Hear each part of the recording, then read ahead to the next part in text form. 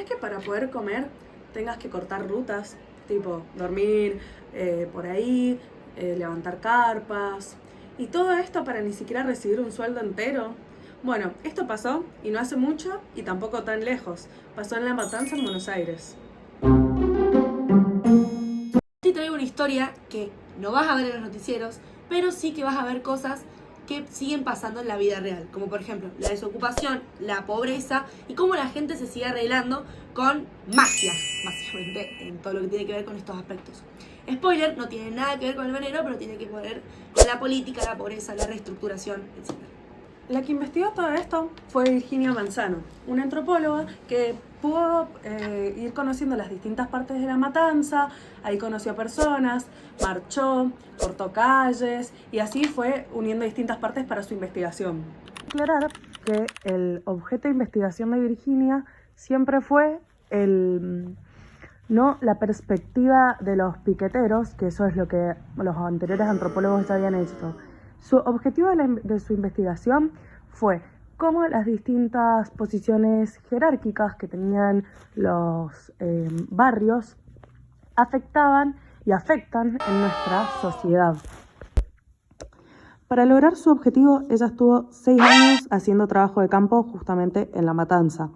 Y para poder saber cómo se organizaban las personas desocupadas, lo que hizo fue participar y observar su estilo de vida, su día a día, e inclusive estableció relaciones con referentes barriales.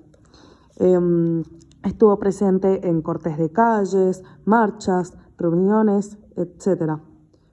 Según nuestra interpretación, sus métodos de registro fueron, el diario de campo, que nos podemos dar cuenta porque inclusive el libro está escrito como si ella lo cuenta justamente en primera persona, e hizo entrevistas pero como en contextos informales. Bueno, la historia arranca entre el 2000 y el 2006 en los barrios San Lorenzo y Tierra Nuestra. Muchas de estas personas que viven en estos barrios perdieron sus trabajos, trabajaban por changas o ni eso. Bueno, ¿qué hicieron? Estas comunidades, estas personas se pusieron de acuerdo para hacer un reclamo por planes sociales. Se empezaron a mover por la FTV, que no es ningún canal de televisión, es la Federación de Tierra y Vivienda. Lo más zarpado es que esos planes eran con contraprestación, o sea, el Estado te daba 150 pesos, literal que 150 pesos, y vos a cambio de eso tenías que trabajar unas 4 horas para como compensarlo. Y todo esto yendo a la casa del director barrial. Lo importante de estos grupos piqueteros es que no eran los típicos grupos piqueteros que nos venden, los típicos grupos piqueteros de personas violentas. No, estos piqueteros, este grupo de personas, eran personas que tenían en común barrio, trayectoria, ideas, personas, etc. Y estas personas se ponían de acuerdo para generar ese reclamo.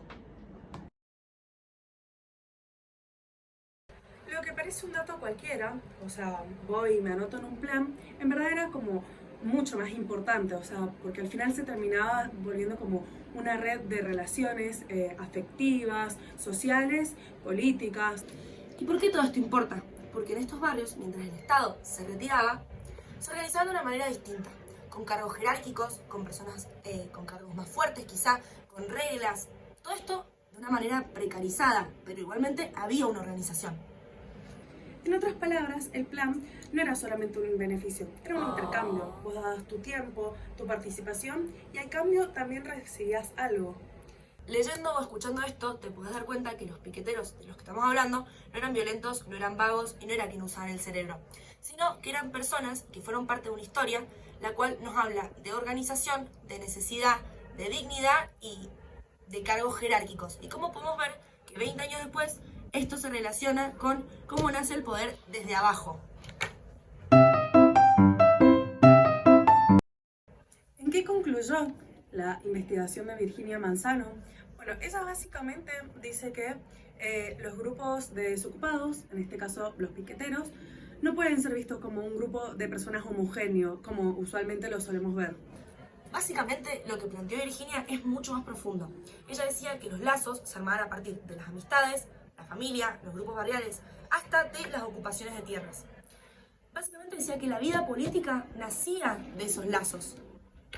El segundo punto que ella también descubrió fue que el acceso a los planes era parte de una lógica de intercambio. ¿Qué quiere decir esto? Que para conseguir un plan uno tenía que hacer fila, esperar, seguir esperando, y en ese contexto las personas y los referentes barriales eran clave.